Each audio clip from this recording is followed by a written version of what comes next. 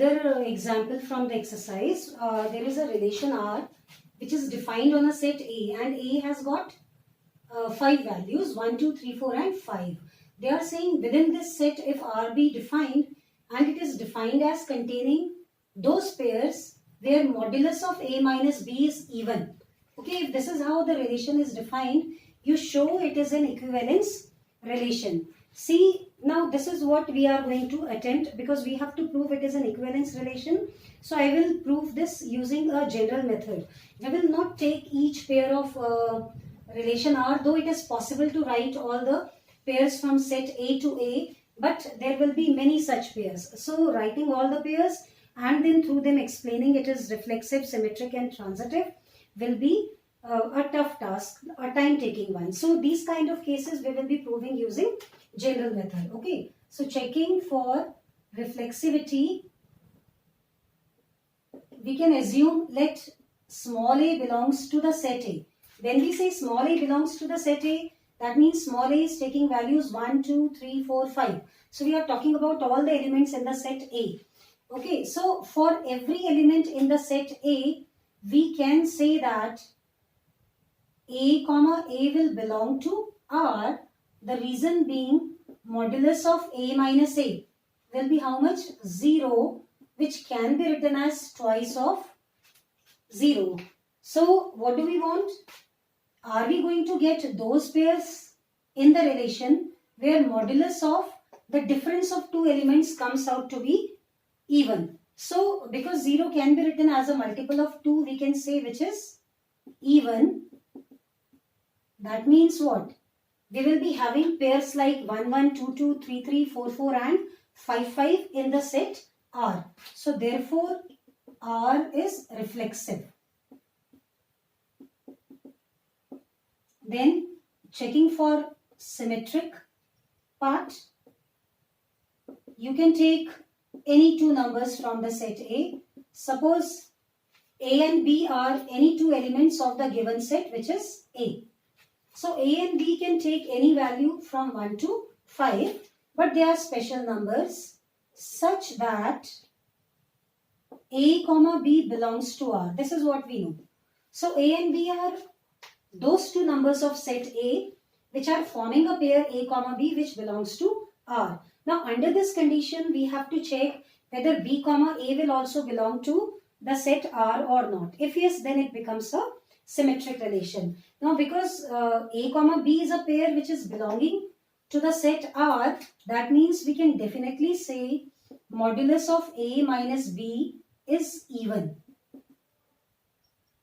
Okay, if we are saying it is even, then we can write, then if I make some changes in this expression, if I take minus common, we can write it as, it is the same expression. If you see, minus of B minus A and its modulus will be even only.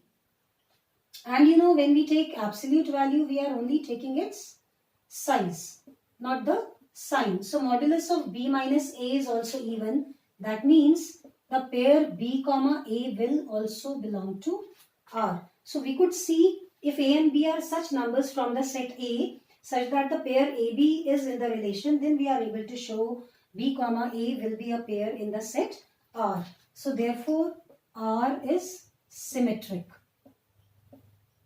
Now checking for whether it is transitive or not, you need to take three numbers from the set A. So let those three numbers be A, B, C. Let A, B, C, they all belong to the set A such that the pair AB is in the required set R and the pair BC is also in the required set R. So if AB and BC both are the pairs belonging to the given relation, are we able to come to the conclusion that the pair AC will also belong to R or not? That is what we need to check.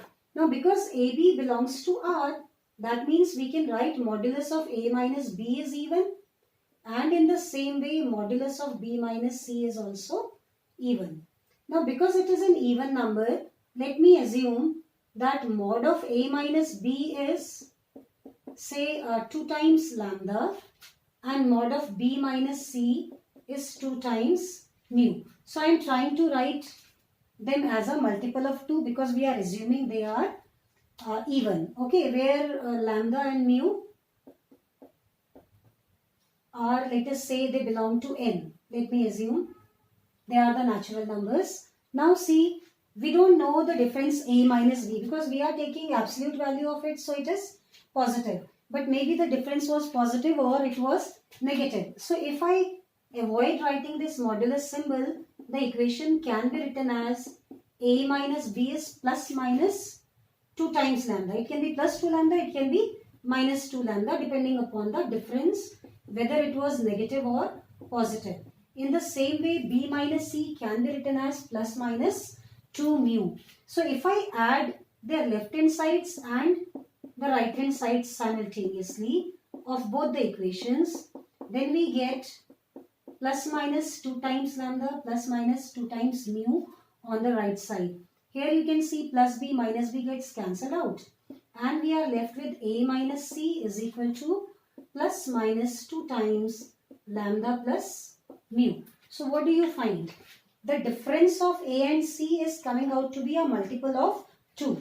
And if I take modulus of this, then it will be, the difference will be twice lambda plus mu. So what do we see? Modulus of a minus c is coming out to be 2 times lambda plus mu. That means a minus c, modulus of a minus c is even, which further implies a comma c belongs to the set R. So under the condition AB was a pair in the relation, B and C were also another pair in the same set R, we are able to establish the same relation between A and C also. That means if the modulus of difference of A and B is even and the modulus of difference of B and C is also even, then the difference of modulus of A minus C will also be, then the modulus of difference of A and C will also be R. So this is mod of the difference, this is also mod of the difference, and we could show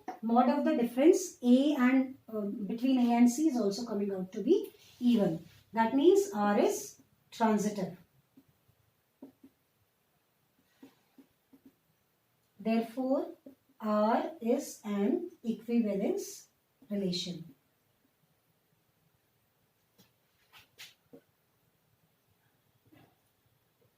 Okay, then there is an added question to it. It says, within this condition only, can we show that all the odd numbers of the set A are related to each other and all the even numbers are related to each other?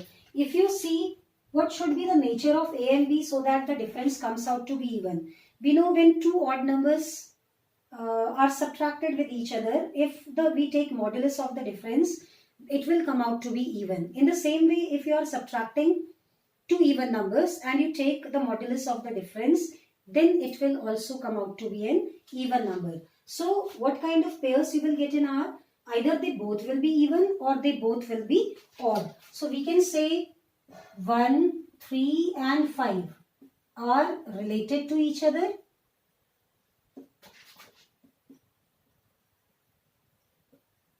And 2, 4 are related to each other. And you can justify why they are related to each other. We can say these elements are related to each other. The reason being, as modulus of difference between two odd numbers. Two odd numbers or two even numbers is even. And R is containing only those differences, modulus of those differences which are even. I cannot pair 1 and 2 because their difference will be either minus 1 or plus 1. If we take modulus, it will be plus 1. That comes out to be odd. So this is the reason why 1, 3, 5 can be related to each other. 2 and 4 can be related to